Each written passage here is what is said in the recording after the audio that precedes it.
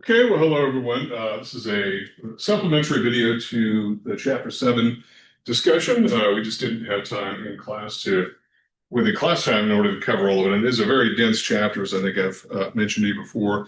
And where we left off last time, at least from the notes that I flagged, is that we were talking about interest-bearing notes and what to do about them. And we're going to talk a lot more about debt issues a bit later in the course that's coming up.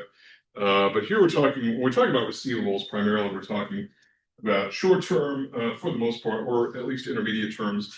And one thing we should know about interest-bearing notes is interest expense calculation is always defined as this, as I've got on the board. Interest expense, which is always, of course, since it's an expense, is a dollar figure. Principal times rate times time. And the principal is a dollar figure, obviously, and the rate is always in annual terms. I think most of you probably are aware of that, but sometimes people do get tripped up sometimes and wondering, how often is this rate being computed? And it's always in annual terms. And then the time is always expressed in years or in fractions of years. So if it's a 6-month note, it's going to be 6/12 or 0.5 or 1/2 or however you want to express it. But that's the way that we would always compute interest expense, always. And so just kind of being aware of how that whole dynamic works. And we'll talk about the accounting for interest-bearing notes and how this should work. Now, remember, we're going to be taking a point of view here throughout this particular module of the owner of the receivable, that is the asset holder. And so we need to be clear, because sometimes I think we get a little bit confused at times over what point of view we're taking. In this case, the point of view we're taking is that of the asset owner, that is, of whatever the receivable is. This is going to be particularly the case when we get into an example of a bank loan in a distressed situation and how to deal with that. So, we'll talk about creditors or creditor relationships, where the firm itself is the creditor. Is the debtor, I should say, the debtor relationship. And we'll get to that a bit later. So this is essentially how it works. Nothing too complicated here. Face amount, principal times rate times time. And the face amount is simply the outstanding balance at any one time. We're also going to assume that it's going to be a simple interest type transaction. All a simple interest, debt obligation involves is simply the average amount, or the amount outstanding per day times the rate times the time, and the interest is accrued in that direction. It does not compound, as you might see instances where, like, savings accounts may compound or CDs or things like that. It's just simple interest, so it's fairly straightforward.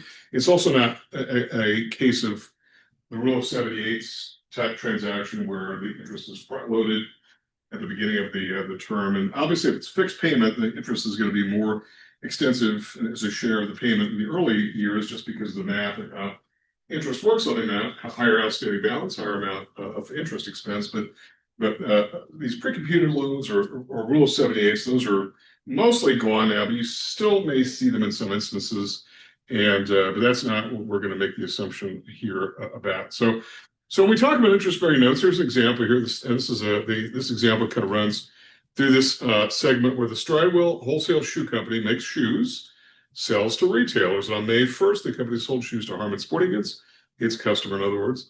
And Stridewell agreed to accept a $700,000 6-month 12% note in payment for the shoes. Okay, so interest is receivable at maturity, and assume a rate of 12% is appropriate for a note of this particular type. Okay, well, think about what we've got going on here and what we have to do, okay? So, and when we talk about 12% being appropriate, I think all we're simply saying is this is a fair rate. This is nothing that's out of line and whatnot. So the transaction is relatively simple in terms of the journal entry. Sales revenue is credited of $700,000, and the debit to offset that is simply a note receivable.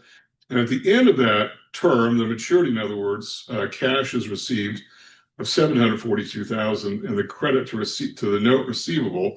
Remember, sales revenue has already been booked.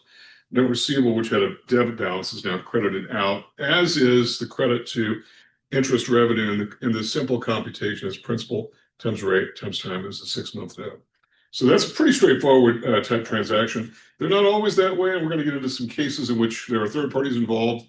But that's, in essence, what is going on here in terms of how we would do the computation of that.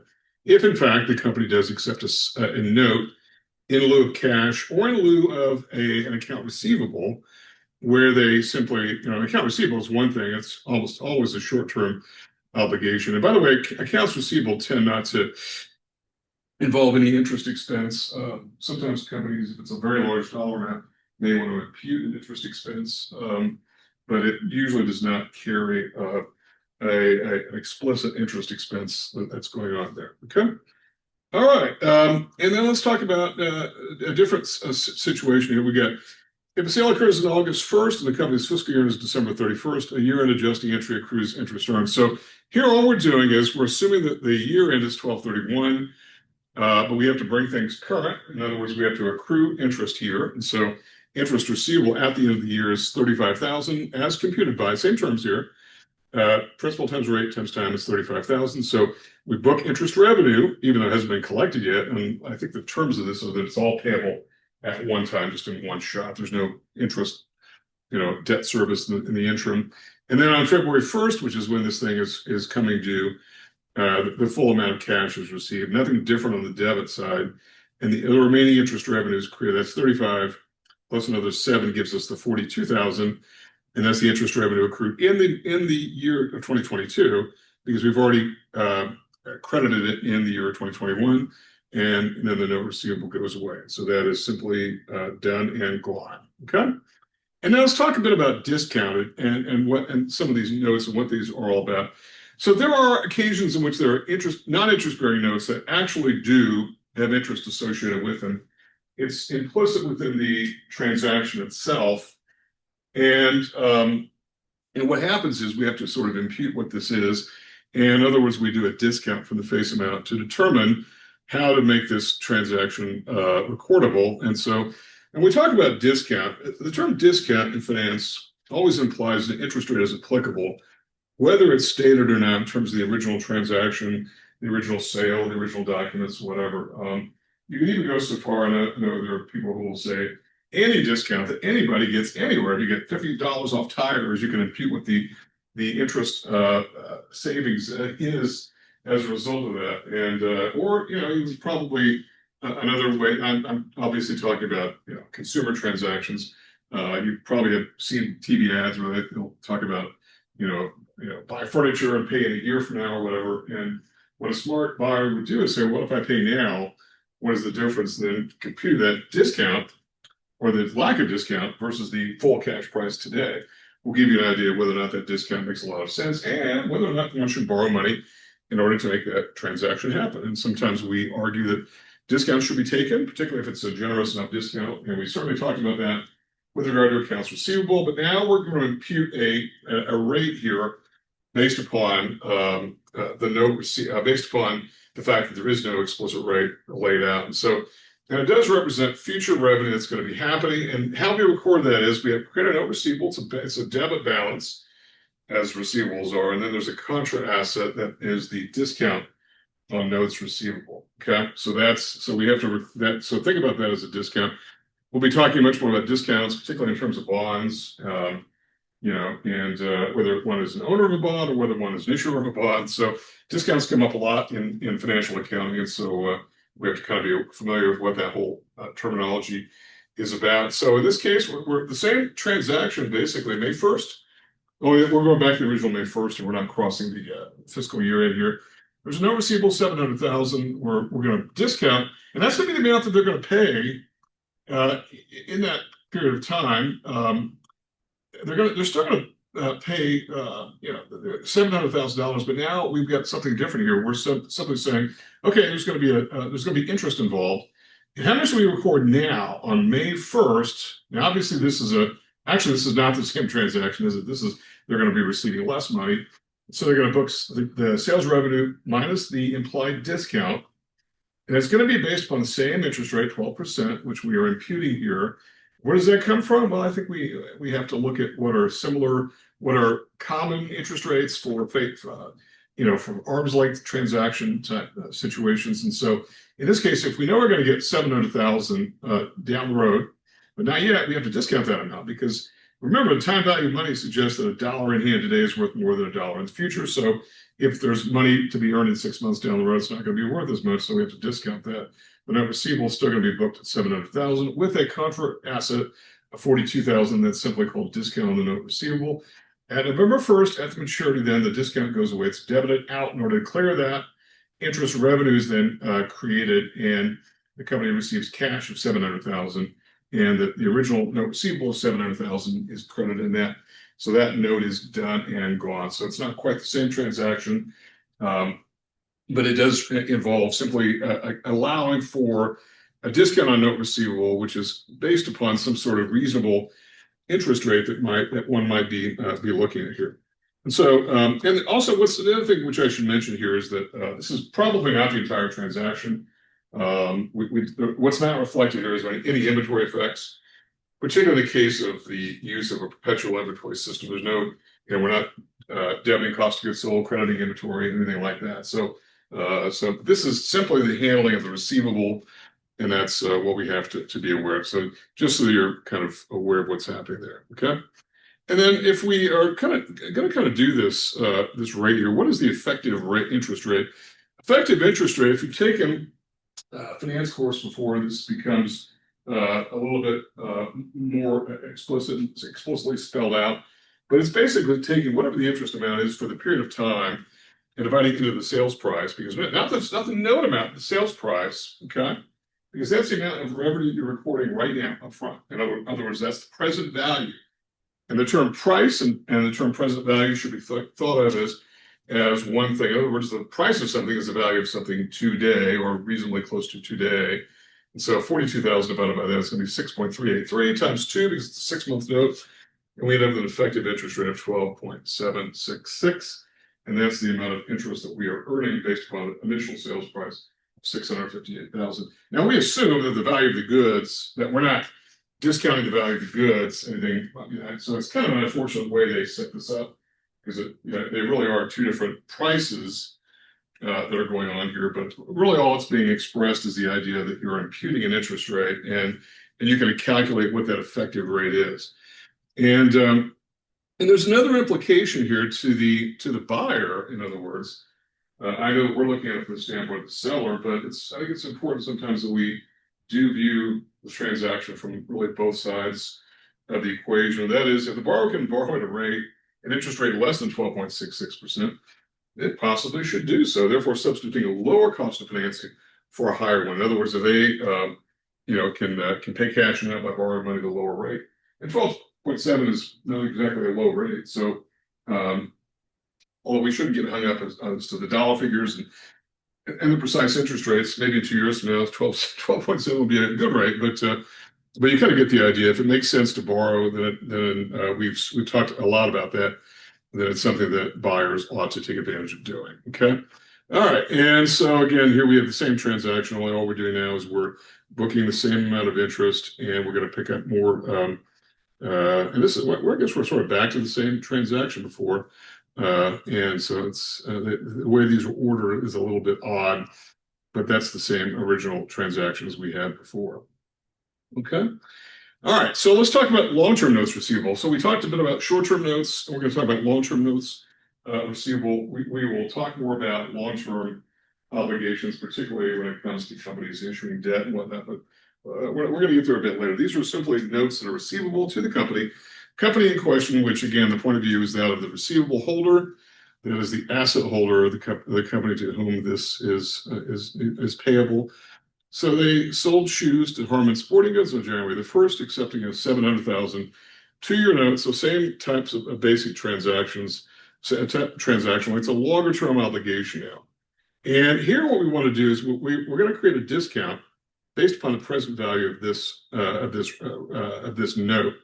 It's going to be basically 700,000 times whatever the interest factor is. I think it's 0.79719.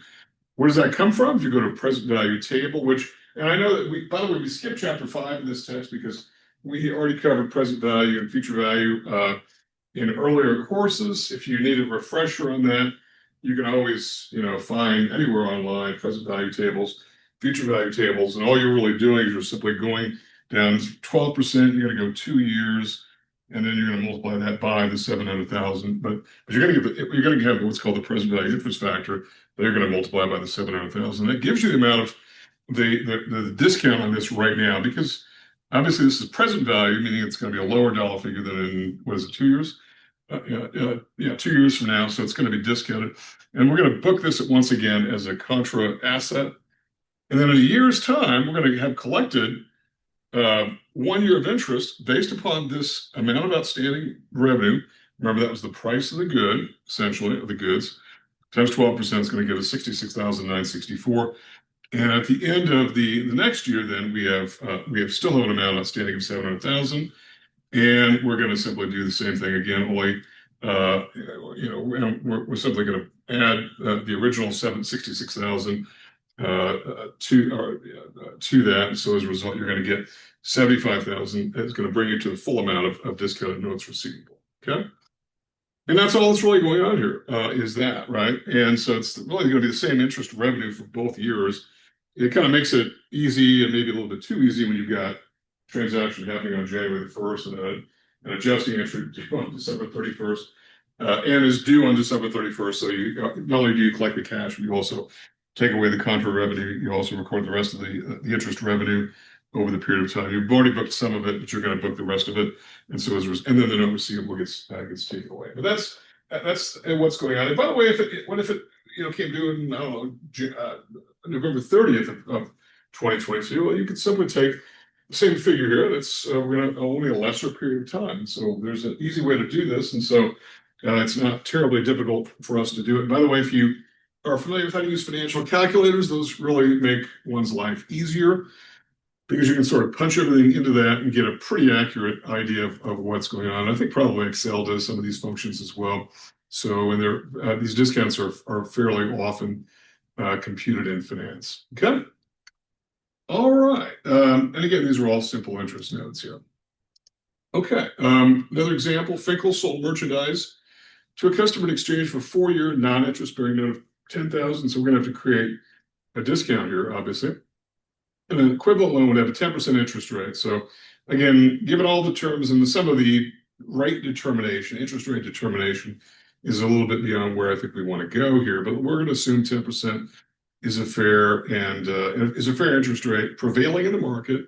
So they're going to record sales revenue on the date equal to what? Well, it's going to be, what is it? Well, we know there's going to be a discount being created. So it's going to have to be, the only one that involves the discount is going to be C, present value of 10,000 discounted at a 10% discount for 4 years. And so you would then take the present value of that amount. And we're assuming here there's no interest being paid or principal reduction being paid. It's just a lump sum. Everything comes due there. But that's what it would be. I don't know if we'd actually do the math on this or not, but that's how you would do that figure. Okay. All right. And in this case, we have an example of this, back to our Stridewell example. They loaned 700,000. Stridewell agreed to accept the 700,000 note in exchange for loaning 700,000 to Harman. Now, this is where they're actually making this note, and they're saying this is going to be the face amount. And in this case, what are we being asked to do here? Okay. All we're simply saying is that if there's no interest involved, it's just simply for cash. However long this term is, then we simply debit note receivable and we credit cash. This is not exchange for merchandise. This is one company lending money to another company. And actually, we don't even know if there is interest involved here. We know the face amount is going to equal the same amount of cash being given. But that's how it would be if, in fact, it's a cash transaction. And by that, I simply mean one company is lending money to another company. And that does happen occasionally. We definitely see companies that have particularly very large, very expensive merchandise that they're selling, and buyers sometimes have trouble getting their own financing, or it's too prohibitive or whatever. And the selling company will say, okay, we'll do this in exchange for a note. It'll be this rate, this amount of interest bearing now in terms of interest rate, and under these kind of terms and whatnot. So it's not terribly unusual for that to happen. It's a little less common when a company lends cash directly to another company, but it's not all that uncommon. And there are going to be other transactions that we'll talk about where companies are exchanging cash with other companies on short-term notes. Okay. All right. So here we have a company that now we're going to talk about some valuation issues. And if the company anticipates some bad debts on some of their notes, then it can use an allowance to reduce that receivable to the appropriate carrying value. Now, we're going to go to a bank example here, and I tend not to like these bank examples because the bank accounting is a little bit more tricky than this, but nonetheless, the idea translates well, and that is these are the following figures in terms of loans outstanding, and there are allowance for loan losses that are created. These are reserves that banks set aside, and so the net loans are adjusted downward, which is obviously why we have parentheses in order to get net loans. What is that? Simply allowance based upon a lot of considerations that we've sort of alluded to before. The expectation about what is likely to happen in terms of bad debt in the future, if past experience is any guide, and sometimes it is, then that can sort of inform this as well, or some kind of combination. It's not always straightforward. Sometimes banks and any other company for that matter, even non-financial companies, sometimes do their best to try to determine things like bad debts, and sometimes they miss wildly, but you kind of get the idea that they should do it. So, and this brings us then to a model that is simply known as the ECL model, and that's the amount where we are simply saying, and this is based upon GAAP accounting, and using this model for collectability, the losses are going to be reasonable and supportable based upon what they expect to have in the future. And there are a variety of different approaches that can be used, including you can use accounts receivable aging. Now, we're not talking about notes receivable, we're talking about accounts receivable in this particular point. Or there are things like discounted cash flow techniques where we're simply saying, okay, well, we don't think that we're going to collect all this, and so therefore the present value of this is going to be this dollar figure, and the rest that remains is also going to be discounted using that based upon an interest rate that was effective. This is on notes as opposed to accounts receivable, and using a discounted cash flow method. And it's usually, particularly if there's principal payments coming in, monthly, quarterly, whatever, then you use a present value interest factor, but annuity for the principal portion. If it's just a one-shot deal where principal and interest are due at the end, it's a little bit easier to discount back. But you can use those particular methods if you would like to do that. So, but the idea is, though, GAAP accounting really requires that this particular methodology be applied to that. And so, when we talk about some of the differences between U.S. GAAP and the IFRS standards, one thing the GAAP does allow is this fair value option for accounting for receivables, where in the international standards, it's a little more restrictive, and the standard is a little bit different. And this is a little bit unusual because we tend to think of the international standards as being a lot more flexible when it comes to fair value accounting, as opposed to GAAP, which sometimes has been accused, rightly or wrongly, of being a little bit too harsh when it comes to fair value. But that's what's going on. Then everything else is basically the same, except for the fact that available for sale investments in IFRS it is not allowed, but we do allow here. And this is kind of what happened to, I guess we're back to a bank example, with Silicon Valley Bank a few years ago. I think it was about 3 years ago. There was a bank that had lots of bond holdings, and interest rates were rising. The bond holdings fell in value, and so because they were available for sale, they had to mark those down, and that was a bit of an issue. So, in estimation of bad debts, we use all relevant information. In the IFRS standard, it's usually a 12-month estimation of bad debt methodology. So there aren't too terribly many differences. A lot of companies will report using both standards, and so they have to simply make those adjustments when financial statements are being prepared. And the accounting firms that do these, and as well as the internal accountants, know how to do it and can make those allowances. Okay. All right, let's talk a bit about receivables and all the other issues. These are accounts receivable here that we'll talk about. So I think we're sort of done talking about notes receivable for now. And we'll talk about this idea how these can sometimes be financed. That is, how can a company carry these on their books? And oftentimes they'll borrow against them. That's very common, particularly when it comes to short-term financing. Yeah, especially with bank loans. A lot of companies will have bank loans, as in things like lines of credit, and if for no other reason, just to have a ready, available source of liquidity for things like payroll purposes and paying taxes and payroll taxes and things that really are very necessary to pay in a very short-term manner. And usually they'll pledge their receivables as collateral It's very common, oftentimes inventory as well. And usually it's the entire balance as collateral. Sometimes the fees are charged on the obligation itself. We'll get to the accounting for fees that are involved. Sometimes on the receivables themselves. My experience is it's usually on the obligation itself. There's usually a commitment fee up front because lenders have to be compensated somehow, because sometimes companies don't actually borrow against that. So there's no interest income being earned. And yet the obligation is going to be made available to them. So, but here, in the case of secured borrowing, all secured borrowing, by security, we simply mean that the receivables are serving as collateral for some kind of financing from probably a bank. But the receivables don't change hands. The original creditor / seller who owns the receivables still carries them on the books as an asset.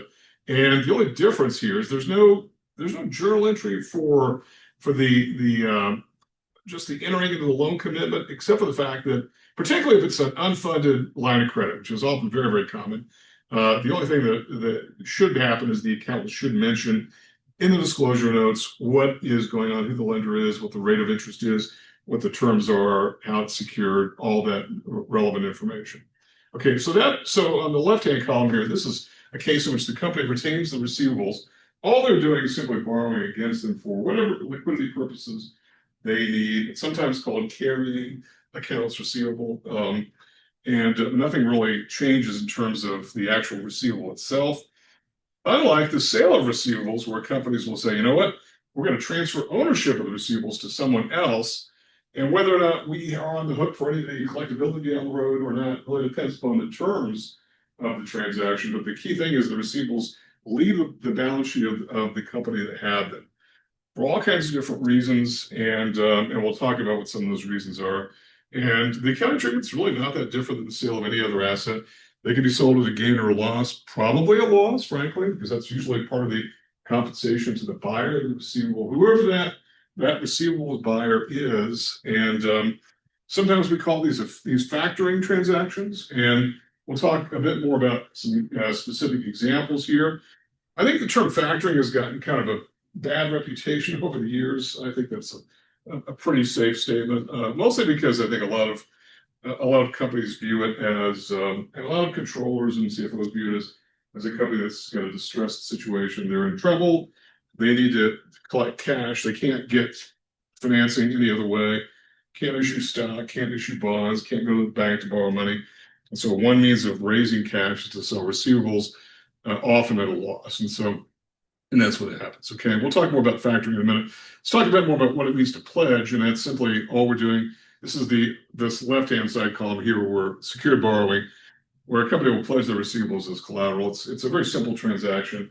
The lender itself simply files a financing statement with, usually if it's a corporation, it's usually with the state of a corporation saying, hey, we've got leverage on these receivables, and there's usually no association of the receivable to the loan itself. It's usually a blanket deal, and the collateral agreement, the collateral pledge agreement, usually is pretty all-encompassing to say all accounts receivable you've got are being pledged as collateral. And when push comes to shove, it could be a case in which if the loan doesn't perform, that is, the borrower is not making good on its obligations, then the bank could force the issue and try to move in and seize the receivables. Banks don't like to do that. In fact, no lender likes to seize collateral. It's usually a very bad instance, and they oftentimes don't receive anywhere near the amount of the value of that collateral, which is why sometimes the actual credit obligation, the loan, is already discounted going in. We'll lend you 75% of your receivables that are already current within, say, 30 days or 60 days or whatever. Anything over that, we're not going to lend. And banks will monitor this fairly common. If it's a large obligation, they'll oftentimes require the borrower to fill out a certificate once a month, explaining what's going on, also listing their receivables and the age of those.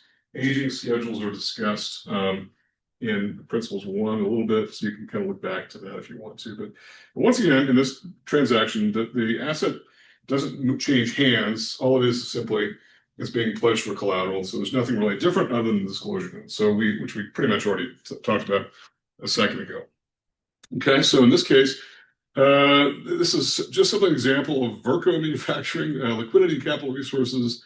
This is just simply a note somewhere in the notes to the statement saying that there's a revolving credit facility and it's an asset-based line of credit.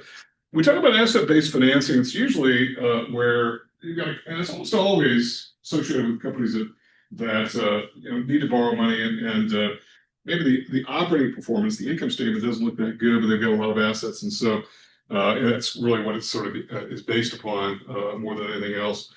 And so it's an asset-based line of credit subject to some borrowing-based limitation. And when I talked about this certificate that a borrower will fill out, we usually call it a borrowing-based certificate, usually required on a monthly or sometimes a quarterly basis, where the borrowing company, usually their controller or CFO, will fill that out, and it'll determine how much the company is eligible to borrow against. If there's a real deterioration there, then obviously things can happen, and that's not always a good thing necessarily. Okay. Okay. Also, we talk about secured borrowing. We're talking about this issue of assigning usually specific collateral, specific assets. In this case, receivables for loans. This is a little bit different than what we talked about earlier, where we said, okay, if you're borrowing money from a lender, so it could be a bank. There are other sources of financing out there that don't include banks. And today, more than ever, there's a lot of sources out there for money for companies that are able that they're able to approach. It doesn't have to mean banks. Bigger companies tend not to go to banks. I'm talking about publicly traded companies tend not to go to banks, particularly even if in short-term needs. They may have payroll lines of credit just because payroll is such an important issue. It can't be, you can't skip payroll or whatever. But there are a lot of sources. But in this case, we're saying that the lender itself is going to limit based upon specific receivables, actual individual listing of particular assets, individual accounts, in other words. And it usually, and there's always some sort of margin built in to protect against some of these being uncollectible. Okay. And there's usually an upfront finance fee in this kind of transaction. A lot of loan transactions involve a fee up front. And sometimes borrowing companies don't like to pay that, but it is in effect part of the interest expense. And so it should be treated as such, particularly as one approaches tax accounting and what all that means. So, and the receivables can be collected either by the lender or the borrower, probably going to by the borrower in this case, but it could be a case in which the actual lender will collect those. Okay, so the example here is on December 1st, 2021, Santa Teresa borrowed $500,000 from Finance Bank and signed a note, interest at 12% payable monthly. The company assigned $620,000 of its receivables as collateral. So in other words, there's about $120,000 margin there, whatever 500 divided by 620 is, which I guess is probably close to 25%, which is reasonable.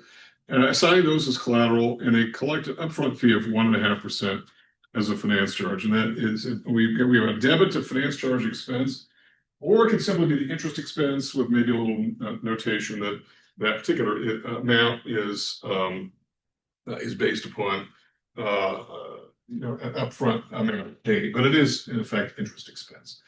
And in this case, it's based upon the amount of receivables. Now, I think most commonly you're going to have it based upon the 500,000, whatever that percentage is. But in this example, we're going to say it's based upon the full amount of the receivables. And so as a result, 1.5% upfront, sometimes called a commitment fee, sometimes called points. And so as a result, you have that. And then 500,000 is the amount that's credited. That's the financing arrangement. Remember, this is from the standpoint of the company itself that's doing the receiving here, and so it's a credit because it's a loan payable, and then the cash is received for $490,700. That's the debit for this company borrowing the money. Now, sometimes we jump back and forth between different parts of the transaction, but we have to understand what's going on here. In this case, Santa Teresa will continue to collect its receivables, and so in this case, and then any bad debt write-off, of course, is going to happen, and then you have 400,000 of receivables being collected. So I have a credit balance, like my cursor, with cash to in terms of receipt. We have another 5,000 of interest expense computed as of 1 month of interest, and then 400,000 of the liabilities actually being paid down as the company pays principal and interest. 400,000 plus 5,000 is $405,000, and that's what the obligation calls for. Okay, and then simply put, the transaction is not all that different, and this is just the T accounting for the particular transaction we just talked about. If you have questions about that, let me know. We can certainly talk about it. And it's relatively straightforward. Okay. Okay, quick little quiz here. Jada Company borrows $100,000 on January the 1st from Northeast Bank, 12% interest rate. They like 12% in this text. Jada signed $140,000 of its receivables as collateral and agreed to pay a financing of 2%. Again, and here the 2% is based upon the value of the accounts receivable, not the value of the loan. So obviously, what is 2%? 2% of 140,000 is going to be what, 2,800, right? So, and in this case, what is the transaction going to look like? Okay. Now, in this case, it looks like they're going to borrow 100,000. They do owe $2,800, and so as a result, you're going to debit cash for 97.2. All the lender is doing is simply taking that money and applying part of the loan proceeds to the upfront fee. And of course, it is interest expense or points, whatever you want to call it. Or it could simply lend $100,000 and then collect $2,800 up front somehow if the company's able to finance that. So, or they can add it to the loan amount and have it one and $2,800, right? So the different ways that it could be done. It doesn't always have to be in the form of a discount, but in this case, it is in the form of a discount. That's simply the way this transaction was set up. And so when you're confronted with this kind of a scenario in the homework quiz type situation, you just kind of have to, determine how is it being set up? What are the terms of the transaction and whatnot?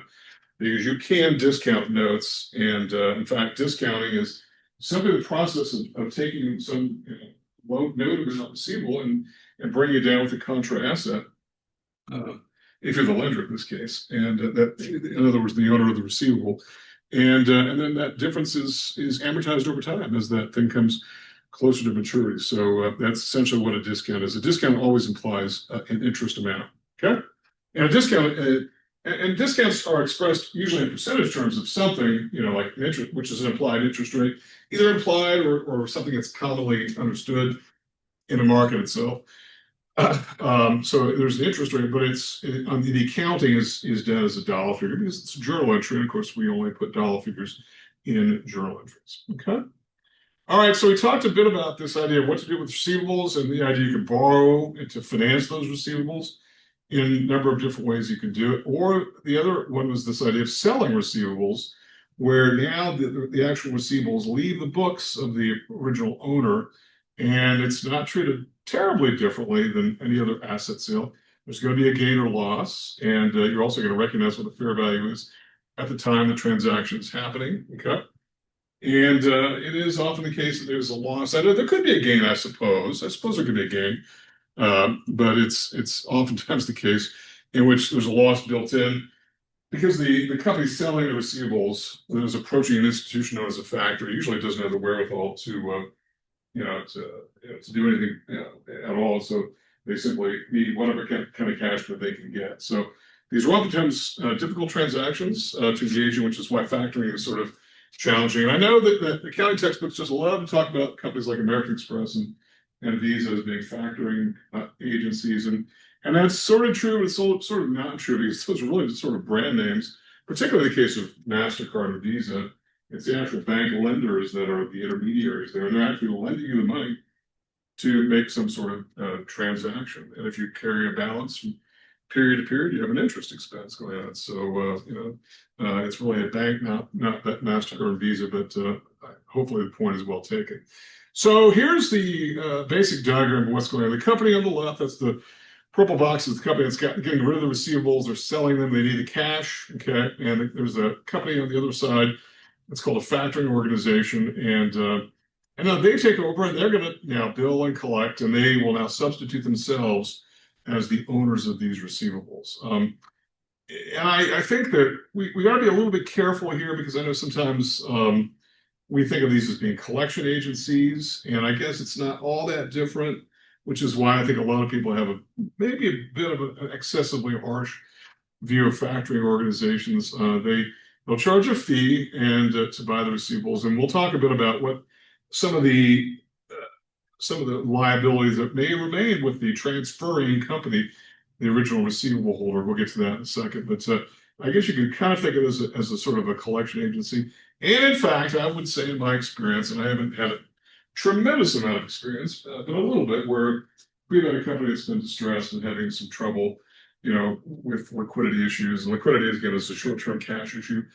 And we often will refer them to one or more factoring entities and have them, I'm talking as a bank lender, I'm talking not as an accountant, but as a bank lender, in order to have somebody else, be able to help that particular client out. Because a lot of times banks don't like distress situations, and they find themselves in it usually after the fact, because every loan is a good one when it's first made.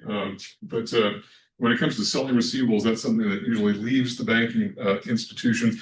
It does say financial institution, but it doesn't mean a bank usually. So banks have usually non-bank entities that are involved in this, and they are very skilled and experienced in collecting money from debtors. Okay, so in this case, the company creates it. Oftentimes, they'll create a special entity in order to do that. Not always. I know the special purpose entity sometimes is created, and we've seen a lot of that in the last few years for all kinds of different reasons. And I know the text sort of implies this has got to happen. It may or may not happen, but it could. But buying the receivables is essentially what's going on.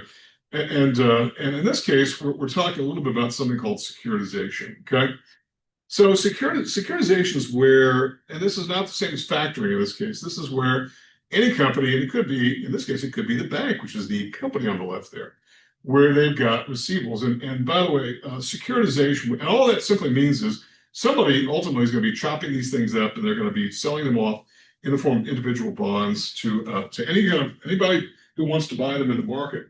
And a lot of companies are securitizing things, and we've seen a lot in finance. We've seen a lot of banks do that, taking their credit card receivables and then taking a discount on them in order to get the cash back right away, and they turn around and then sell them to some entity who then creates something in the bond market, and then the original lender has that money to lend over and over and over again. And if it's a longer-term transaction, it goes in the bond market or the long-term capital market. If it's a very short-term obligation, the commercial paper market is usually sort of a business-to-business short-term obligation market, interest-bearing, usually unsecured, facilitated often by investment firms, or typically by investment firms. But this idea of selling these things off, whether it's trade receivables, whether it's credit cards, whether it's car loans, student loans have been securitized, almost anything that can be packaged and bundled together can be bundled and sold off in pieces to other parties. And we certainly saw this during we heard a lot about during the subprime crisis, where there was a real failure. Well, there were a lot of different failures. We could be here all day talking about that, but a lot of buyers were simply unaware of the quality underlying receivables were, and they took quite a beating on some of those because they were not high quality loans to begin with, and that's a big issue in that regard. And I certainly had lots of experience in creating these receivables that we would sell to the bond market. When I was in what we called wholesale mortgage lending, we would simply take $250,000 in loans, and we'd sell them at 103% of the face value. So we collect a gain. We get all our money back. We get a big premium. We can just loan money more money again, over and over again. And oftentimes we didn't have too much liability for the quality of the receivable down the road. And we had a pretty good reputation for doing that. And the mortgage business has been doing that for a very long time. In fact, the mortgage business is way ahead of any other. That is, companies that had receivables, loan receivables, they would sell those off into the bond market. Fannie Mae and Freddie Mac were created as long ago as the 1930s, specifically for that purpose, so that lenders would have the money back so they could keep lending to new borrowers, and they wouldn't be what is called loaned up. And they didn't have to usually responsibility for collecting it. So this is and it was a pretty successful system for quite a long time. So it does work. Okay. Now, but let's talk a bit about this idea of recourse and without recourse. So we're going to go to this issue of back to the factoring arrangement, where the company is selling the receivables, and if it's without recourse, then it means that these assets are gone. Whoever has bought those receivables, it's on them to collect all of it. They can't go back to the original transfer or to collect. But when they're done with recourse, then the seller retains some of the risk of the bad debts. And I know it says all here, but sometimes there's a percentage that they've got responsibility for, particularly if these go bad quickly. And, or if there's, potential, well, I was going to say potential allegations of bad faith or whatever, but that's maybe sort of a separate issue. But there may be recourse where there's a recourse coming back to the transferor that is the seller of the receivable in the first place. It really just depends upon what the arrangement is, and it oftentimes determines what the price of those receivables is going to be. So in this case, we go back to our example of Santa Teresa Glass Company.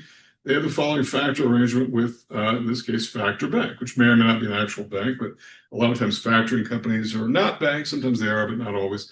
Santa Teresa transferred receivables at a book value of $600,000. It was made without recourse. So, in other words, Factor Bank is on the hook for all of this.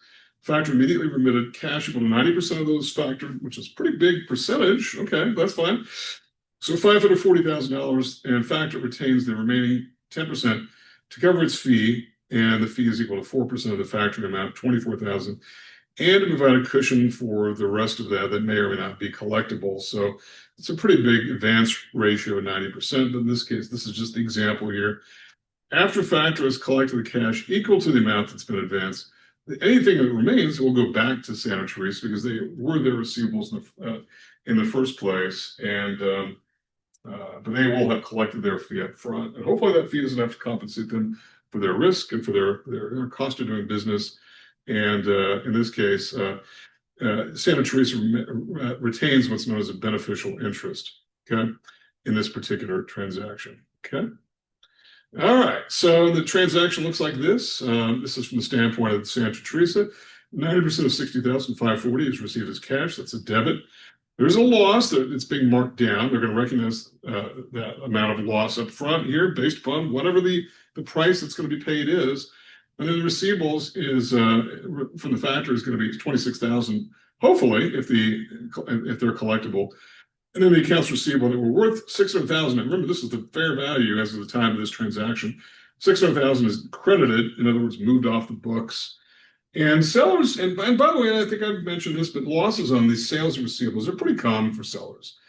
But without recourse transaction, the seller, doesn't have any, does avoid any additional losses, and it doesn't have to involve itself in the collection of receivables. But it just depends upon what the terms of the transaction are. In this case, there is a recourse. So the second example is we have a recourse, same facts, and with the same debit to cash. We have another loss being created here, and it's a bigger loss. And it really depends upon what the terms of the transaction are. Again, $24,000, and there's a recourse liability. So where's the $5,000 come from? There is this recourse liability because there is recourse. And because there's recourse, it means that we're going to mark up the amount of the loss here and create a liability here called a recourse liability, which is probably a current liability, I would imagine, since it's accounts receivable, so it's going to be a recourse liability. Doesn't mean it's necessarily going to have to pay that, but it is, they are on the hook for some of that, okay? All right, which of the following is not true about factoring receivables?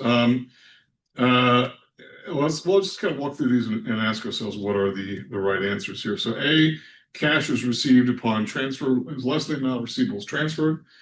Okay. B, transfer without recourse means the transferor bears the risk of the receivables not being collected. That's without recourse. C, a larger loss is recorded by the transferor when receivables are transferred with recourse. D, the transferor removes the factored accounts receivable from its balance sheet. Well, most of those are true. The only one that's not going to be true is this right here. It's going to be B, and it's going to be without recourse means the transferor bears the risk of the receivables not being collected. Some or all. I know that the example that's given in the text is all, but sometimes it's some, and then that will really determine the price that's the amount that's received. Obviously, fair value is going to be discounted, and that's why there's a loss up front. That's why the debit to a loss has been illustrated really in both of these cases, because that's typically what's going on. And again, factoring oftentimes involves a transaction which the transferor doesn't have the cash to, doesn't have the ability to get liquidity elsewhere, and so factoring receivables is one way to do it. And it's a costly transaction at times, but it is sort of the way that it has to happen. Okay, if you can factor in the interest rate as well. And you find it's a fairly high interest rate, but you don't usually bump up against usury rates because those are more applicable to consumer transactions. So again, you really have to know what you're doing. This is where good accounts can play a role, and there could be some negotiation back and forth. I mean, I think that a lot of people in the business world kind of believe everything ought to be negotiated, and I don't think that's necessarily a bad point of view. You may or may not have luck getting what you want, but there's no reason why you can't at least talk about what the terms of some transaction or some financial transaction are. Okay. All right. So let's talk a bit about transferring notes. And we talked about transferring accounts receivable.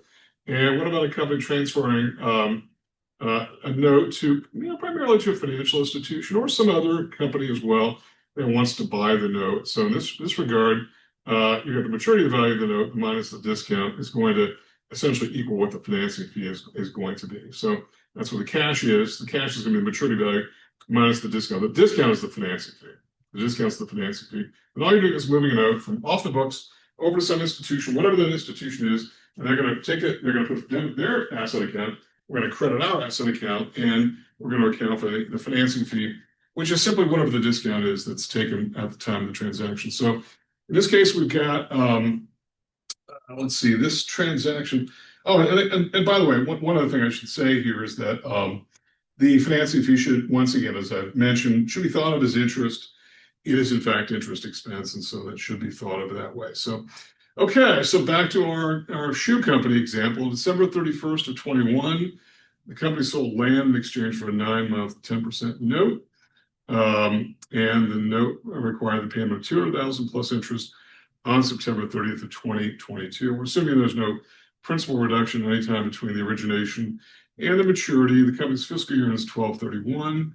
And let's see here. So this is going to be, what is it, 9 months? Or So let me see here.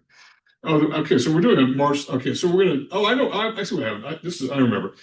So this is the transaction between two private borrowers. Now we're going to bring in a new company on March 31st. This is where we're going to bring in Bank of the East, and there we're going to transfer this note to that. Okay. Now we will earn 3 months of interest. I forget what the transaction was, but and it's simply 200,000 times 10% times 3/12. Okay, principal times rate times time 5,000, and we're going to, if we haven't collected yet, we'll debit accounts interest receivable, and we'll credit interest revenue so that transaction balances. But we're going to be transferring this note here, and so think about what's going on here. The interest, this is and you want to, I think, get familiar with this methodology. And so I would sort of, however you want to, make a note to yourself, this is how you want to do this discounting. You take the amount to maturity, which is going to be another 15,000. Remember, we're declaring 5,000, and the original maturity event was 15,000. Okay. The discount amount is at 12% times 6/12, okay, which is the next 6 months. So we take this minus that, and we get cash proceeds of 2,021, okay, and that discount represents interest, and that's the amount that we take that we are not going to collect. Somebody else is going to collect that, so that's going to go in that direction, okay. Fairly straightforward transaction. The only thing is we have to account for the fact that we're not going to get all the interest because we're transferring it to someone else. And by the way, that 12%, that the new owner of that note is going to be their income that they're going to earn, or their interest revenue.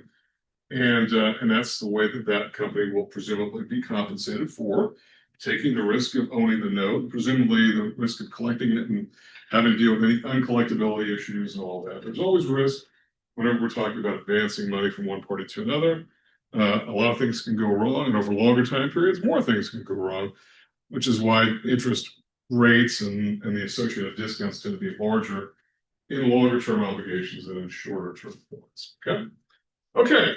Quick concept check here on June 1st, June 1st, 2021. Detroit accepted a 6-month note paying $100,000 plus 8% interest in exchange for services rendered. They immediately discounted it at a 10% discount rate. Okay, so the rate's going to be a little bit different than what it was at the origination. And again, that's some of the way that the bank is going to be compensated for it. So how much cash are they going to get? Well, it's $98,000. I'm sorry, it's $100,000, but it's going to actually be $98,800 because the fact. Remember, the maturity value is going to be this amount here. It's 6 months, right? The discount's going to be based on at a rate of 10%, not 8%, but 10%. So that becomes the discount on that is in other words, the interest foregone. A discount always implies interest. And so if you take 104 minus 5,200, you're going to get 98,800. And that is the discounted amount that is going to be received. Okay. And we're assuming in this case that, well, yeah, in this case, we're not even assuming it's there. It is assuming that we immediately turn this over to a buyer. We've sold this note. And in this case, for face value, they've marked that up a little bit. So we take a bigger discount because they have a different, risk tolerance or whatever the situation is that allows them or requires them to do that. So remember, the discount is how the lender earns income. Okay, and the original lender is going to earn whatever amount is outstanding for however long it's outstanding. In this case, it's the same day. In our previous example, though, they're going to earn based upon the original interest rate, not on the new rate that applies upon which the discount is being calculated. Okay, so we have to kind of be aware of that. Okay, and we want to talk about a discounted note that we're going to simply treat as a sale. So we're back to our shoe company here. They have sold land here in exchange for a 9-month, 10% interest rate note, and the note requires the payment of $200,000 plus interest on September 30th, 2022. So it's 9 months in this case, and the company's fiscal year end is December 31st. Okay, so the 10% note reflects the time value of money for this type of note. However, they are going to discount the note on March 31st. That's the same real event that we talked about a second ago. And the bank has got a higher discount rate. Now, remember the discount, that 12% is going to be the amount upon which the discount is going to be noted. Okay. Now, the discount then is, if we're selling the note altogether here, in other words, we're selling the obligation, and here's what we want to know. Now, I'm going to refer you to the textbook, and this is one of those that I think is a really excellent illustration. This is illustration 719. It's page 148 in the e-text. I think there's a different page number in the physical. Yeah, it's 365 in the physical text, and some people may have the physical text. But I would kind of walk through this. It talks about how we're taking the total interest amount all the way from maturity based upon the original terms, 10%, and then there's a maturity value of 215. That's principal plus interest all the way through to maturity. But we're selling at a discount now, and there's going to be a higher discount rate. So we're going to take that times the 6/12. Because and we're not even accounting for the 3 months of interest that's already been earned. It's the 6 months remaining, and that's 12,900. So as a result, maturity value, which is principal plus interest, these are dollar figures, minus the discount, gives us the cash proceeds of 2021. And as a result of this, it may create a loss. And it's very likely to do that. In this case, there is going to be if I can get my cursor to move here. This mouse is kind of a hard one to move here. So because of the fact we've got some interest receivable, but there's no interest that's been paid yet. So it still is part of the whole revenue earned, but we're going to forfeit that essentially. And as a result, the difference is going to be how we book the difference is the loss of the note receivable. Okay, because the company that will collect this is going to collect the full amount. We're not collecting any interim amount. We're selling the whole thing. The whole transaction is being sold. We had it on the books for a period of time. Now we're selling it. Now you may say, well, wait a minute. Why are these two different types of transactions? Well, it really depends on what the terms of the transaction are. What is the agreement between the company that owned the note to begin with and the company to whom the note is being transferred? It really depends on what the terms of that transaction are. But I think if you go to this particular illustration, it's a really good example of that. So it's one of the ones that I think you do well to sort of look at. And I like to, particularly when they're really good examples. A lot of intermediate accounting in particular involves lots of different methods being applied to different particular kinds of transactions. And so whatever kind of devices you want to use. And the good news is everything is open book in this course. You can kind of go to that and refer to that. And intermediate accounting does take time. There's no doubt about it. I think we indicated that very early on in the course. So, it does take time to sometimes look these things up. But this would be a good one if we're talking about taking a note, discounting because we're going to be selling that note. Okay. All right. And we talked about some of the different transactions. I don't want to go through all this because it's as you can see it for yourself. But these are simply different ways by which we're treating a transfer of a receivable, or whether it's a receivable or it's is there a recourse, is there not recourse, If we're derecognizing the account receivable, are we reducing the asset? Well, if it's accounted for as a sale, yes. If it's secured financing, no. In other words, in this case, we're selling it to someone else. Here, we're keeping it. And the thing about it is when the sale happens, this is one of the potential beneficial aspects of selling the receivable. And it lowers the amount of assets on the books. And so if ROA, return on assets, is a big issue, well, you're going to have a lower denominator. And we're assuming that there's not going to be any material effect to the net income figure, which is in the numerator. Remember, ROA is simply net income, usually an after-tax net income, divided by average assets. And so if average assets are smaller, you have a smaller denominator, a higher ROA, a higher percentage. It doesn't probably help as much on ROE necessarily because, but it depends on, on what the numbers shake out to be. So we'll talk a bit more about receivables, particularly accounts receivable, and how ratio analysis is impacted by it. But you can go ahead and take a look at this. Basically, all we're really saying is this is the difference between accounting for sale and accounting for a secured borrowing. And it really does depend upon what what the beneficial outcome is as to what the needs are. And it's really difficult to say. I know that that's something that accountants are faced with all the time, financial people are faced with. And that is the idea. There is no one size fits all for what kind of transaction to engage in. It really depends, and sometimes needs change over time. And you can say this about so many things, not just about receivables financing, but even things like things like buying versus leasing, or like with equipment leasing, or whether we buy land or rent our building or to be leased a building. Those are different examples of different. It just really depends, And so there are some beneficial aspects, and so and a lot of times top managers will want from accounting people different options. Give me 3 or 4 different options, and we will decide. We in the board will decide what to do. And this is where accountants, within companies in particular, but also outside accountants, are becoming more thought of as being consultants, working through problems, which is why a lot of times the big consulting firms, McKinsey and whatnot, BC, Boston Consulting, hire a lot of accountants because they're trained in these particular analyses. And I think we've long since passed the time which accountants are thought of as bookkeepers and bean counters and whatnot. It's really more of a consultative role.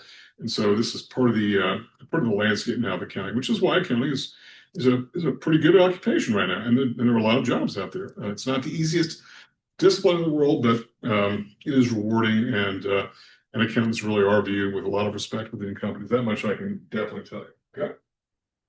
Okay.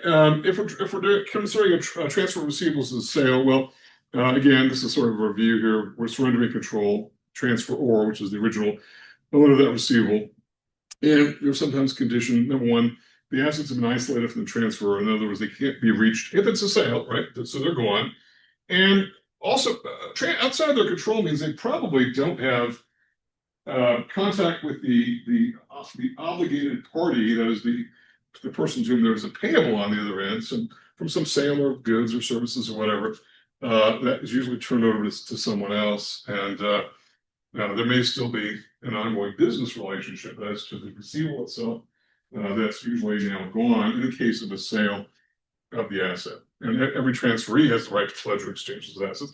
All it simply means is if the new owner, company that's bought the receivables, now they can pledge them for collateral, or they can sell them themselves to someone else down the road. So these kind of transactions happen a lot, where these are transferring, and there is no effective control over these assets that are being maintained. Some of this is a bit repetitious on the screen, and we've sort of covered some of those in the past. And again, this kind of flow chart here is in your text. You can take a look for yourself, but it just kind of gives you a bit of a roundup as to what is going on when it comes to either borrowing against receivables, whether they're pledged or assigned. Remember, assignment is where we're talking about very specific assets, actual asset accounts, not a blanket case in case of a pledging agreement.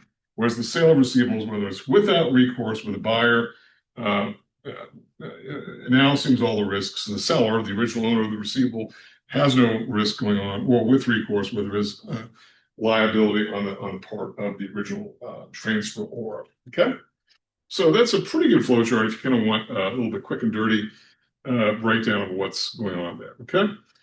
And then we talked a bit about disclosures earlier, and in the notes to financial statements, if you're talking about a company that has transferred assets, that transfer should be discussed in the notes, and as well as whatever kind of involvement is downstream. Particularly, and the thing that comes to mind here is with recourse transactions, is there any recourse down the road?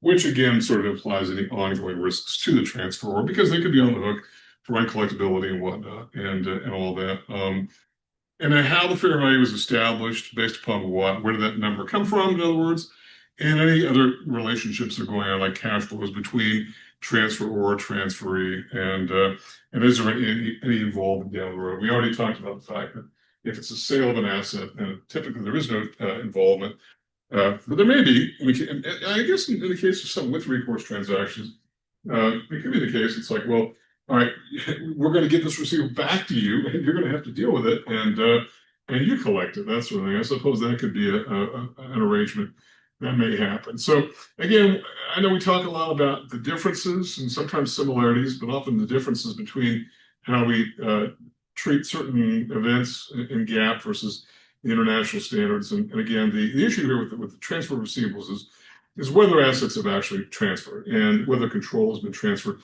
In other words, is it leaving one company's books and going on to somebody else? It's a little bit more challenging in the international standards, where if they're transferring substantially all the risks, then it's treated as a sale. If it's not substantially the risks, then it's more considered a secured transaction, a secured borrowing transaction. It really depends upon this amount of liability that may remain. In other words, what is retained by the transferor. Okay.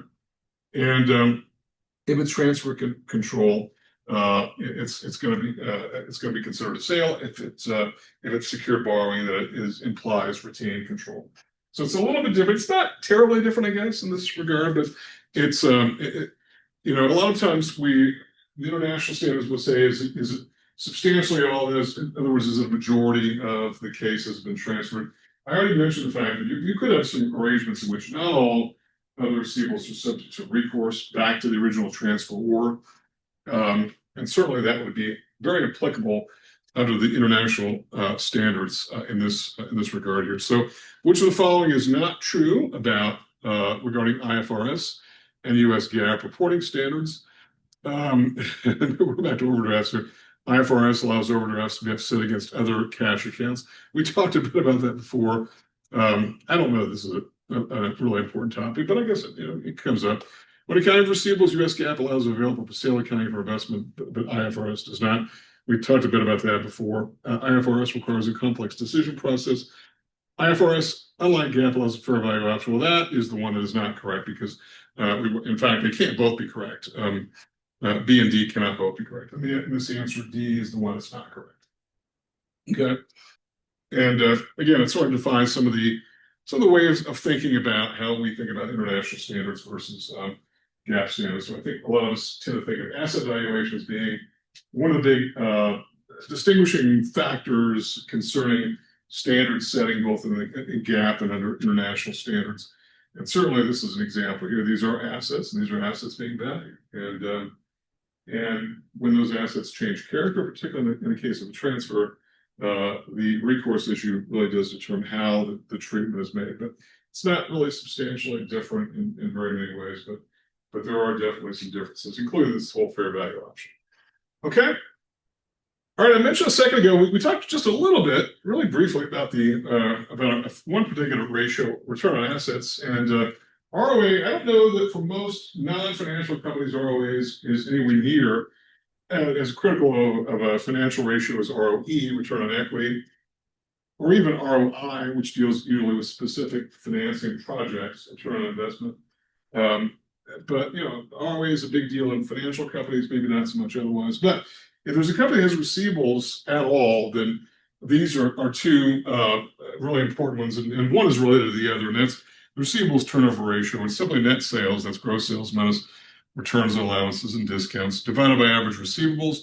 The easiest way to do the average receivables, and I think your text gets into this, is taking beginning receivables at the beginning of the accounting period plus any receivables at the end of the accounting period and dividing it by 2.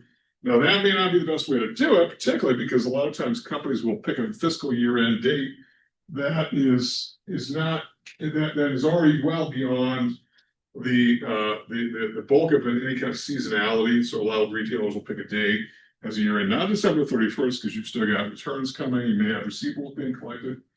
So it could be that receivables are actually quite low at the end of an accounting period, because the bulk of those have already been collected during a seasonal high point, whatever the case might be.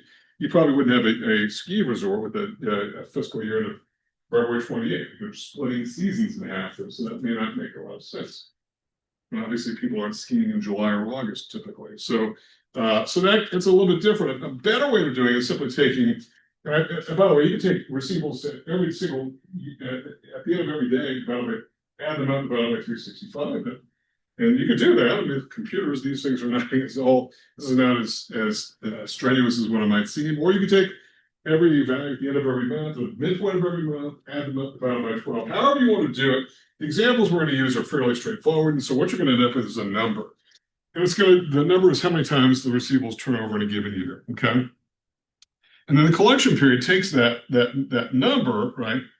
And it's going to divide it into 365 days. And that's going to give you the average period of time that the average receivable is outstanding. Okay. So the thing about it is this: we want, again, if we talk about certain ratios, we want to talk is higher better, is lower better. Well, receivables turnover, the higher the better, because we want these things to turn as quickly as possible. Remember, these tend not to be interest bearing, so this is money that's out the door, and you're waiting on it. And keep in mind your customers using your financing essentially. Whatever goods you may have sold, and they may have already sold and collected profit on, maybe back and selling more goods in the meantime while you're still waiting to collect your receivables. So you want to collect those quickly. So if this is big, then we want this to be small, because you're going to have a bigger is better on the denominator. And so we want a average collection period to be small because it's a shorter time period. They're very much related to one another. In fact, I mean, one becomes the feeder for the next variable as well. So here's an example of the book. We're talking, I think the implication is, I forget what the text, how they discuss these two companies, Symantec and CA. These are real companies, actually, and in the same industry. And so you got accounts receivable as of, I guess, these are sales figures as of 2017, 2016, 2017, 2016. And the average of the receivables are 649 plus 556, which is obviously the ending value for one becomes the beginning value for the next. And so these are year ends. 603 is going to be the figure that's going to be the denominator. So you get receivables, average receivables divided by net sales divided by average receivables, and it can be 6.67 times. With CA or Computer Associates, it can be 5.81 times. So remember, we said higher the better on the receivables turnover, 6.67 times a year, which means you divide that into 365 days, you get an average collection period of 54 days, whereas CA has a 62-day collection period. Obviously, we would argue this is a better situation on Symantec.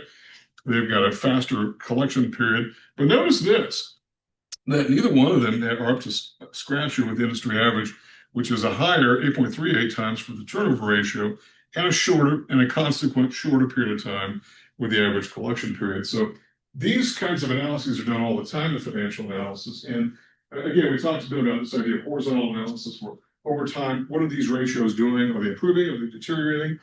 At all times, how are they stacking up against industry average? And it's not unusual at all for companies to do peer reviews.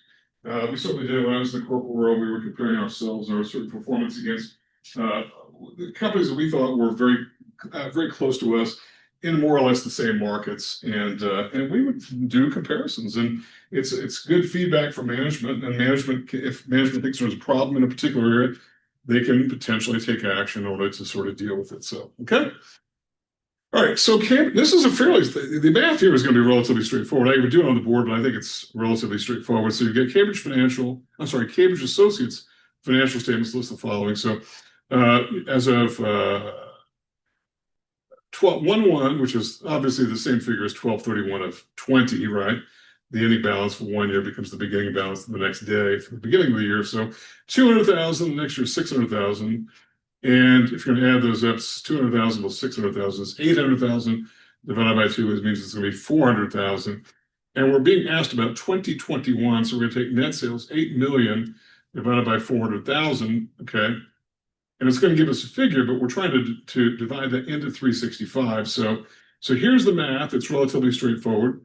You're going to have 8 million divided by 200,000 plus 600,000, which is 800,000. Divided by 2 is 400,000. 8 million divided by 400,000 is 20. That's 20 times. Divide that into 365, you're going to get 18 and a quarter days. Okay. And then what is that, good or bad? Well, I think it really depends upon the industry and what management's expectations are. These benchmarks really are expectations oftentimes that are informed by what's going on in the industry itself, what's going on with nearest competitors, and all that. But they are important to look at. Okay. And then one of the final things here, I think this is our last topic, is bank reconciliations. And we covered bank recs in Business 1180. If you took that here, Business Math, we did quite a lot of that. And it's one of the areas where students sometimes struggle with it. But and I know that I also teach business math. And so I try to tell people, take your time, walk through it, find out exactly what's being asked for. And the math should not be that difficult. In fact, we do a lot of these in Connect. And I think we got into this a little bit in Accounting 2110 as well. So we've seen this before, and so I don't want to spend a great deal of time on it. But if you do have questions individually, I'm more than glad to talk about it. Reconciliations are important because you've got to get one cash figure, one true figure, but there are going to be differences between what the ending statement balance on your bank statement is going to be and what's shown in your books for that same day. And the reason why is because of mostly timing issues. And when we talk about needing to make the reconciliations, basically adjustments are being made so that we have one true figure that would be reportable as of the end of some accounting period. And it reflects the things the bank does not know that the depositor does, the depositor being the company that we're doing the accounting for, and things that the company knows the bank doesn't know. It's mostly because of timing issues and also some information, lack of information that might be out there. And so that's why we have to do that. So the steps are, we're going to adjust the bank. And by the way, it doesn't really matter if you do the books. Sometimes this is called the bank to books reconciliation. I guess it doesn't matter if you do the book and then to do the bank later. You can either one is going to get you to the same place. But let's just take the format given here. We're going to adjust the bank balance to get to some figure. And so they're going to include adjustments for things like timing differences. These are things like deposits are in transit that haven't gotten there yet. Maybe they're in the mail. We see this a lot with companies that do a lot of cash business, like retailers and sports stadiums. There's cash and coin. They make night deposits, like over the weekend, or bars. They have a lot of cash sales, and maybe their cutoff period is going to be at some point that the bank doesn't know about it because they don't come in until Monday morning, and so as a result, it's sitting in a bank in a secured facility, but it's not. The bank doesn't know about it. They haven't counted it up yet. Or it could be things like checks outstanding. That's one of the bigger ones. That's on the other side. One is an increase in the balance that hasn't been reported. The other is a decrease in balance that the bank doesn't know about because it's out there. We'll give a couple examples of both of these.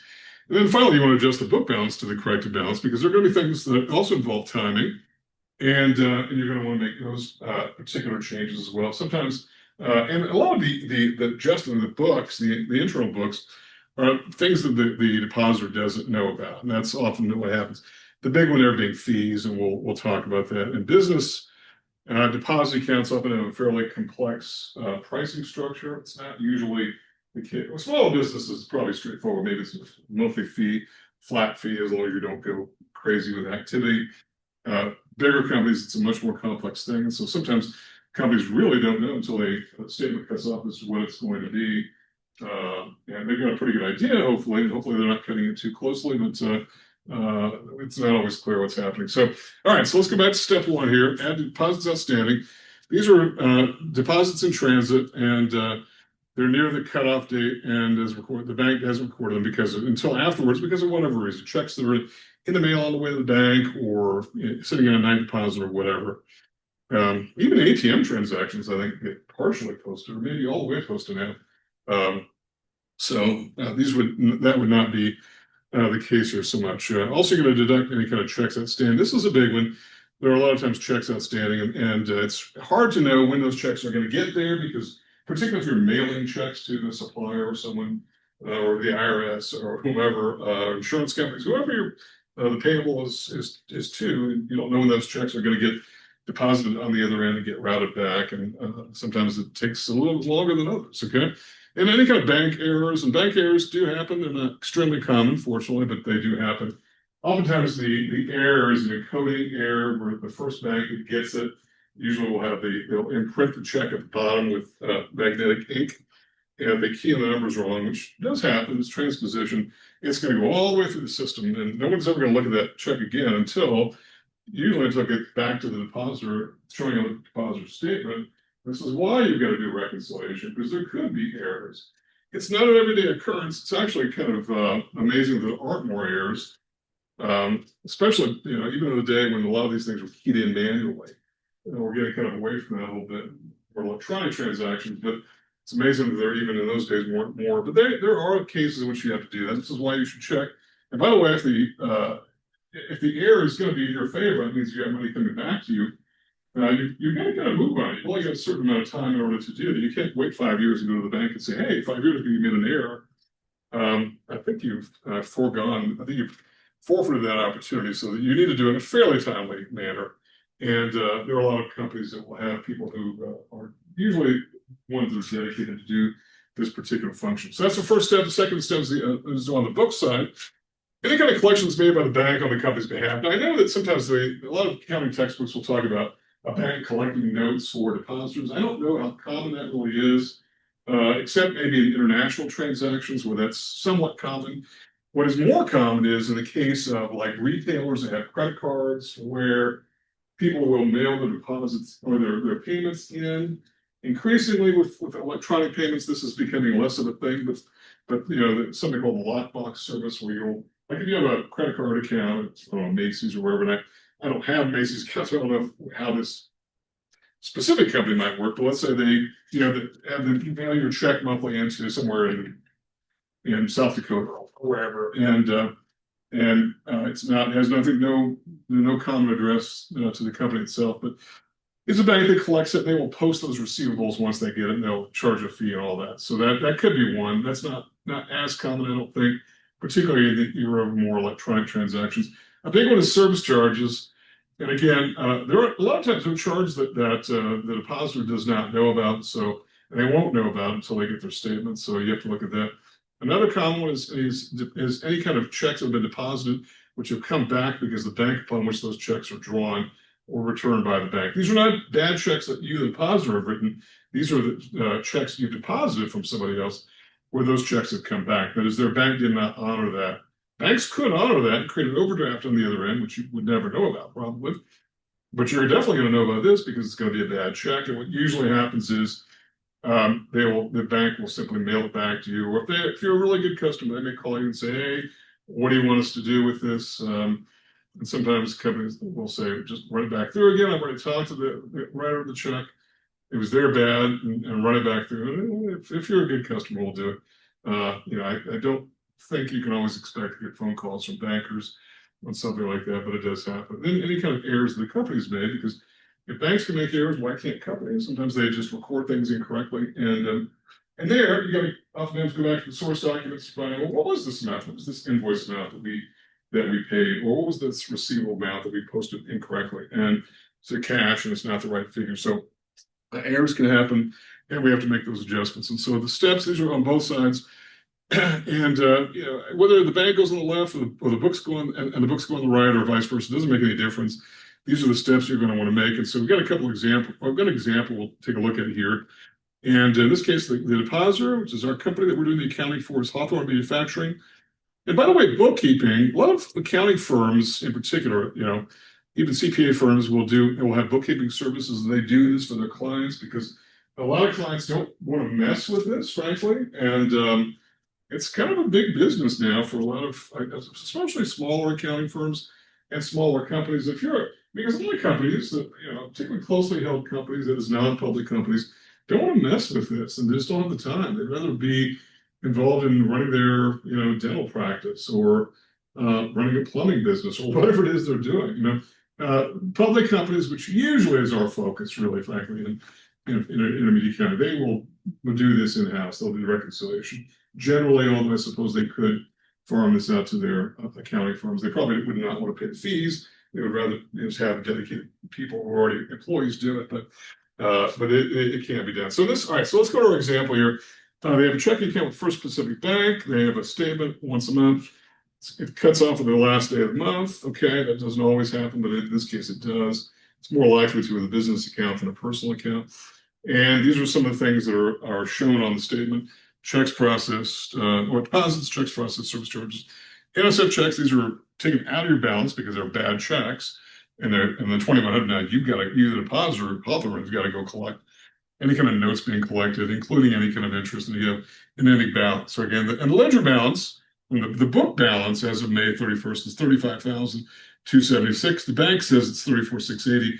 This is not a particularly large difference. And most of the time it's a bigger figure, so this does not look like it's going to be that onerous of a job in order to get to the one true figure that we've got to get. So if we look at our records and see what's going on here, we've got cash receipts that are not yet deposited, so we want to make sure we account for that. We have a deposit on May 31st, was not credited to the company until June. Again, that's one of those deposits in transit.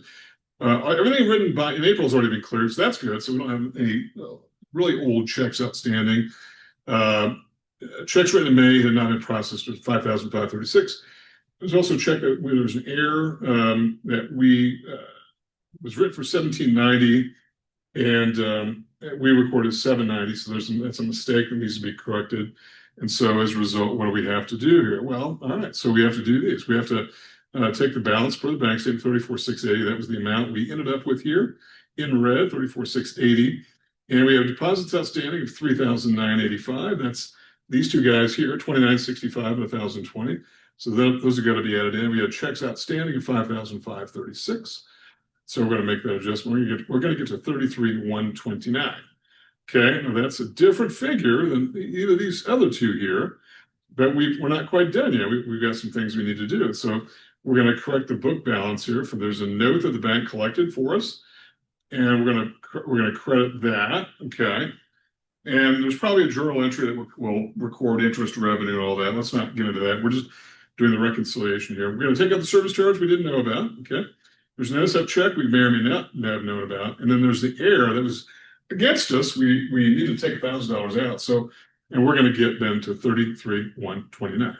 And that is going to be the figure that agrees. And that would be, if we were doing financial statements as of May 31st, that would be the figure that would go in the one true cash figure, because we reconciled between the bank and the books. And so that is the correct number. And by the way, this is not just for financial reporting, but corporations that file corporate tax returns. C Corps in particular have to do a balance sheet. It's sort of an abbreviated balance sheet, but there's a cash figure, and so that number should be accurate because it does go on your tax return, not just a financial statement. Not that a financial statement is any less important, but you have multiple uses. Some companies don't have to do financial statements that often. If you're a public company, yes, you will quarterly and annually and whatnot. Mid-sized businesses and whatnot. And by the way, there are a lot of big companies that take themselves private, so that they don't have to do all the disclosure requirements. But they may not have to do financials really at all. Maybe they would for a lender or outside investor or whatnot. And sometimes they don't even have to adhere to GAAP standards. But you would probably do, well, you're going to do a tax return. I can't imagine an instance in which you would not do that. So here are the journal entries that are going on here. You've got, you're going to debit cash. That's for the note that's been collected. Oh, there's the revenue right there. I kind of figured that I didn't know that we were going to get to the journal entries. And so the note receivable plus the interest revenue, the balance is 1120. And you got these figures here that were on the bank statement or that we didn't know about. So it actually is going to be a reduction in cash balance, and that's going to be things that we're going to have to record.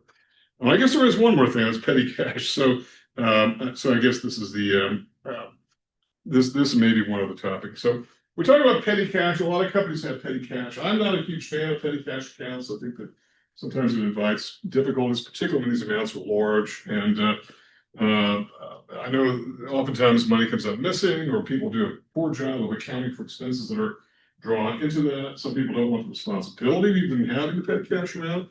But nonetheless, companies have them, and they do it because it's a more practical way of paying for things like postage stamps. Although if you're a big company, you probably have your own postage meter. and an account with the Postal Service, and so that, or FedEx or UPS or whomever. Office supplies are very common. Things like coffee filters, paper towels for the kitchen. I mean, and who knows, whatever. Are there. And so petty cash will be a little fun. Sometimes just a little box somewhere, locked or unlocked, and that's typically how it happens. They're small dollar amounts, and I know offhand what amount is nominal. In this case, I think $200 is very reasonable.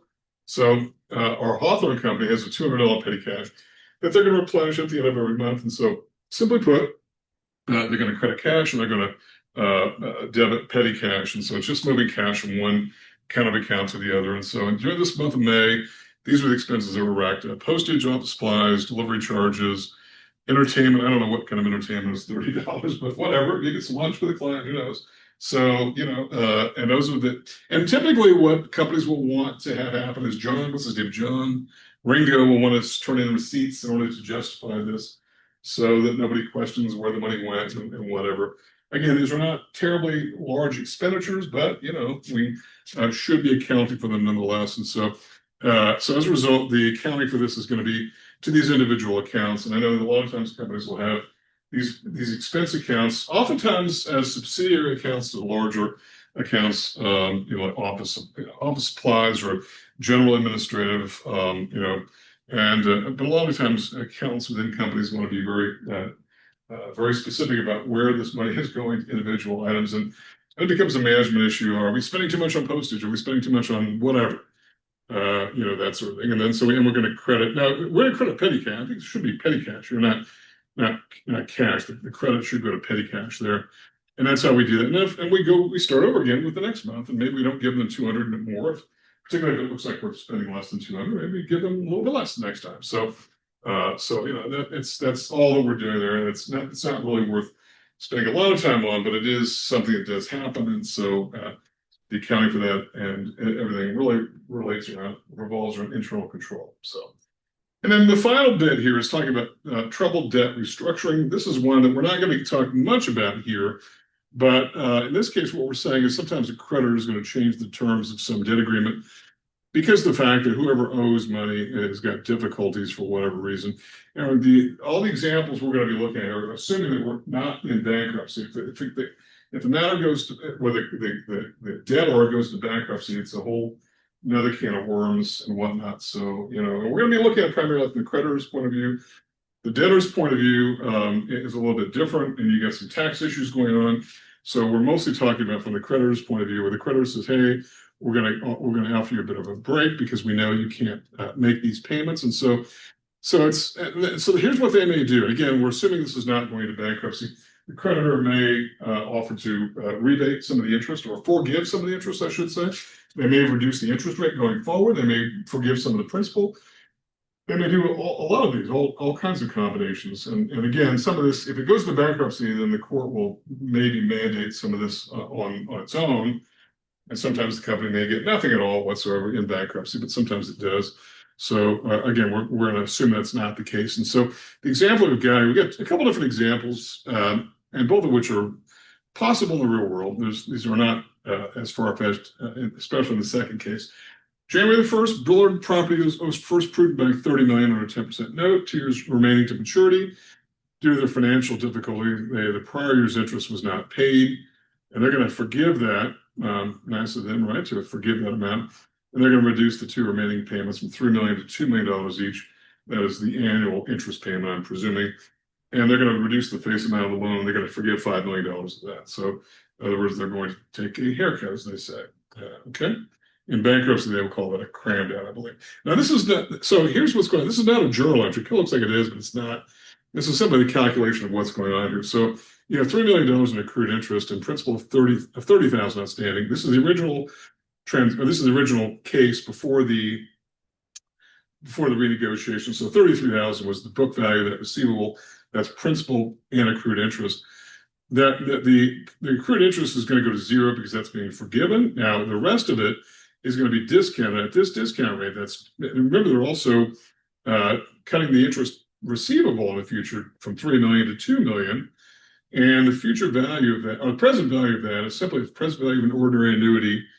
And all the present value of an annuity is simply the fact that if you've got periodic payments, it's going to be a little bit different. So you've got to use that present value factor. And so that factor for the interest, because those are paid not at the end of the term of the loan, but periodically, 1.73554. You can simply look that up if you like, based on these interest value. And the tables are there, or you can use a financial calculator. So that amount, the accrued interest is going to be $3,471,000. The present value of $25 million is going to be $20,661,000. So as a result, what do we end up with here? $24,132,000. So the loss is going to be recognized immediately. Once the creditor understands and knows there's going to be a loss, they'll take the loss immediately. Loss recognition should happen once the company reasonably expects that the loss will happen. I know it gets controversial at times because of the fact that sometimes companies don't always want to recognize losses, particularly in a particular year in which they need those earnings and they're still accruing interest. In this case, though, we're assuming that they're going to report it in a timely manner. Oh, by the way, the present value, the estimated principal is simply that same interest rate, same term, but it's not an annuity, it's just a lump sum, and that's going to be discounted as well. So, okay. Remember, they're cutting the principal from 25 million from 30 million to 25 million. So it's 25 million times that is that figure. So you've got two different present values. One is of an annuity, one is a present just a lump sum. Together, those are going to be deducted from the book value. Because the book value is where it's being currently carried on the books. Remember, any kind of book value is the carrying value of an asset, but we're going to now mark that down to reflect that. So we're going to take a loss of $8 million and change as a result that we, the creditor, are going to be doing that. Okay. So we're not talking about it here from the debtor's point of view. And so here's the transaction. We're going to record bad debt expense. And it's kind of unfortunate they say they had this on January the 1st. It looks like they're deferring this into a new year, but it doesn't matter when. We just know it's going to happen. The dates are mostly unimportant. The interest receivable is we're moving that out because it's no longer going to be collectible. And then we're going to have an allowance for doubtful accounts of that amount as well. So, and then the bad debt is simply going to be recognized in the period in which we posted that. We recognize that loss. Okay. So, and there could be the case, and it's not beyond the realm of reason that sometime down the road the debtor wants to reaffirm some of that debt, particularly if they want to get back in good graces or something has happened, and their fortunes have improved, and so they may actually, and so the company could recover that bad debt. It's not an everyday occurrence, I don't think, but it does happen occasionally, and so it can happen. What is also a common situation is when sometimes a company that's got a troubled debt situation, because whatever, it could be poor operating results, loss of market share, too much competition, who knows, right? Where the debtor company will say, well, exchange some asset. Cash is probably going to be less common than some of the non-cash asset, like, and it could be debt or stock, although if it's a bank, banks really can't really accept stock. Depends on who the creditor is, though. If it's a bank, I think this is the specific example is of a bank, that's probably not going to be the case, but they may take a hard asset like equipment or whatnot. If it's a non-bank lender, they may take anything. They may take stock, they may take a patent, they may take, whatever has value. And so in this case, I think it was land. Yeah, so first prudent bank is on 30 million, and the same facts apply, only now relevant properties, which is the debtor, is exchanging land of $20 million. And there's a bad debt expense recognized, okay, in order to balance it. But then there's going to be interest receivable of $3 million. And the company did not have to mark down this, but all they're simply doing here is accepting land for that. And any kind of allowance, is going to be reversed in the other direction here, because allowance for a net collectible account is a credit balance account, it's a contra asset. So in this case, in order to get it to balance, the bad debt is also reversed. And as a result, you're going to collect the whole thing, and that could happen. If it's a bank loan, what often happens if it's bank debt and the company's got some short-term debt issues, it could be the case in which companies will put up more collateral, in which case there's no real entry here. There's no journal entry. There may be an entry in the notes. They may put up more collateral. They may offer some additional support somehow, maybe bringing in another, outside guarantor. This is remember, bank debt typically is involving non-public companies, and we see a lot of that happening here. A lot of what we do in this course does deal with public companies and things like, they're more complex capital structures. But it is the case where sometimes there is no journal entry because there's maybe more collateral brought to the bear, to the picture, and that's not terribly unusual at all. So okay, so again, it's not terribly far-fetched. Okay, so that I think does it. And again, this is a very dense chapter. I don't think we're going to have as much difficulty in chapter 8. It's not quite as long. So we've got 2 class sessions in the last week in October, leading up to our second exam. So I think we'll be able to get through all that. We've got another exam coming up. I am working on grading the first exam. It does take a bit of time to do. So I've had a couple of questions about that. I'm working on those, and I kind of ask for a little bit of patience there. We've had some challenges, particularly with this particular course, and having to re-record videos and whatnot. So it's been a little bit different from what our usual experience is. But I should be getting those back to you. If you're just absolutely chomping at the bit, you just need an answer like right away. Just send me an email, or call me and say, hey, will you look at it right away? And I'll do that if I'm in my office and I'm going to have the chance to do that well. So, okay, all right. Well, hopefully this is helpful for the rest of chapter 7. So if you have questions about anything, feel free to call me. I'm here pretty much every day, even on Saturdays. And so I'm more than glad to help. And I will see you all in class on Tuesday.